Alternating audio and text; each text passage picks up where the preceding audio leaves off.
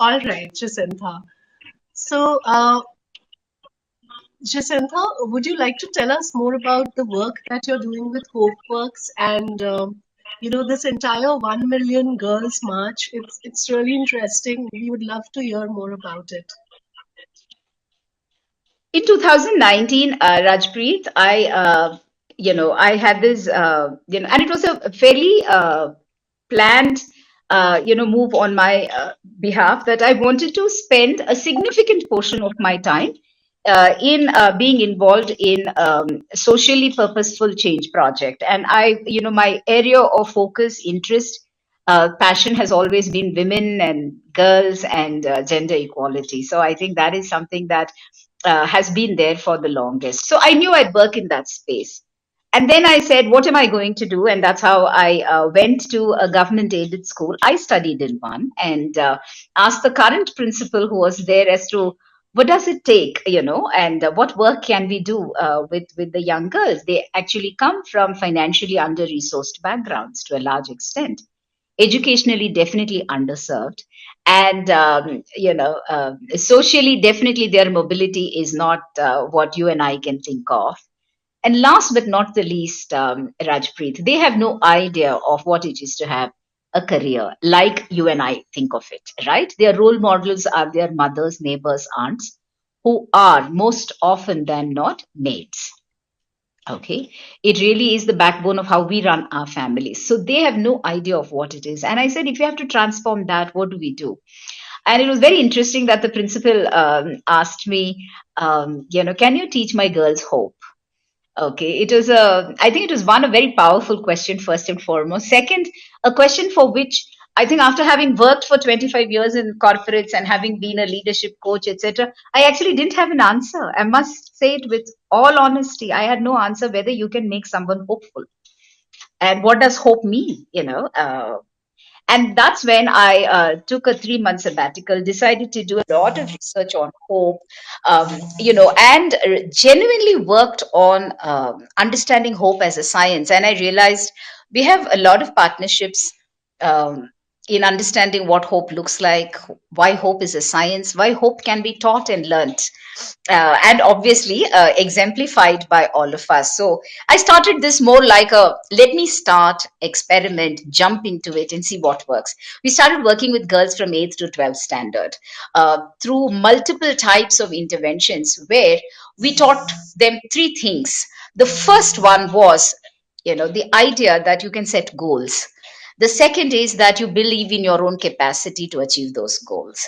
And the third one is that you figure out multiple pathways to achieve those goals. So these three are the three pillars of goals and of hope, according to Dr. Professor Miller, who has done extensive work and research in this space. I said, so we didn't tell the girls we are making you more hopeful, because it doesn't even sound okay when you say that. But we started teaching them, how can you set goals, what kind of goals do you want to set, and they would draw a blank when you tell them, so what is it that you want to do after school? And they'll say, ma'am, I don't know. And then say, okay, so do you want to join a college? They'll say, I don't know. And you would ask why, and they'll say, no ma'am, I have to ask my parents. So one day I sat with the children, I asked, what is it that you have to ask your parents? Whether we'll have money? No ma'am. you know so the basic idea that I can't aspire, that I can't set goals,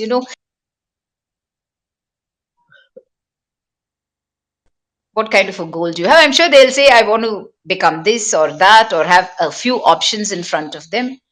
The children who come from the place of a lack of these privileges definitely don't know how to dream, so forget about setting goals and achieving it.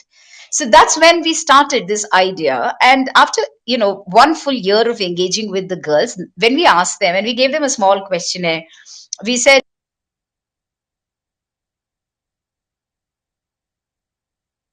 very impressed, Rajpreet, that they wrote saying, I'm feeling more confident about my future.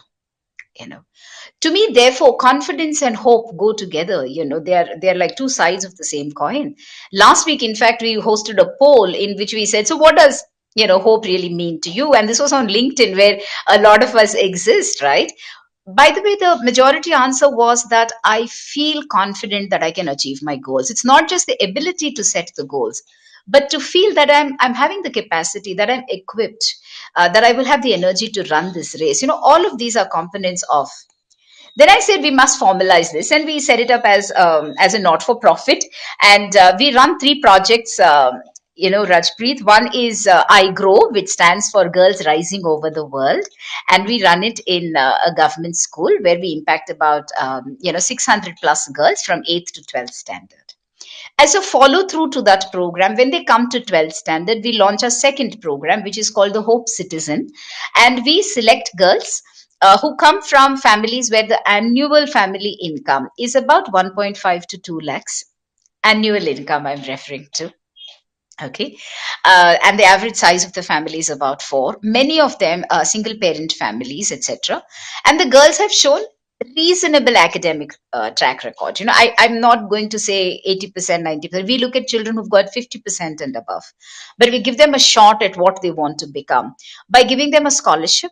We train them every Sunday, Rajpreet, in order to get them to believe that they are capable, not just skill. We first want them to believe they are capable. And the third one was we give them mentors. In fact, right now we've enrolled about 64 mentors for our 64 girls for whom we've given scholarship. Now, that program, we wish to scale it up and take it to 1 million girls marching to college. Why? Because I believe true empowerment is about having education and having employment. When you have these two with you, you can change the trajectory of your own life. To me, that's very important. So, empowerment to me really means, am I impacting the child's ability to educate herself and the child's ability to find an employment that she is going to be the first torchbearer in her family? When she goes to an office, when she works on a laptop, or any of those things, right? To me, it's very important that they're able to do this. So that's where the 1 million march comes. We want to do this in the next 10 years, or if we could manage to do it much ahead of it, of course, we'll be very thrilled. The third project we run is called HOSA. In Kannada, it means new. It stands for Harnessing Our Special Abilities. We work with children who are rescued from various vulnerable contexts, including abuse, abandonment, violence, extreme poverty, and children from 6 to 18 are impacted by us. There, we don't do skill building or any of those things, Rajpreet. We work on enabling the child to resolve the emotional conflicts she could be undergoing. Yeah, and they're children as young as 6. When we gave them a small activity and we said, draw yourself and say what you're feeling, do you know almost 80-90% of them only chose two emotions: anger and sadness. And so to me, if your young girls as young as 6 are saying I'm angry and sad, it tells a lot about the world in which we are living, right?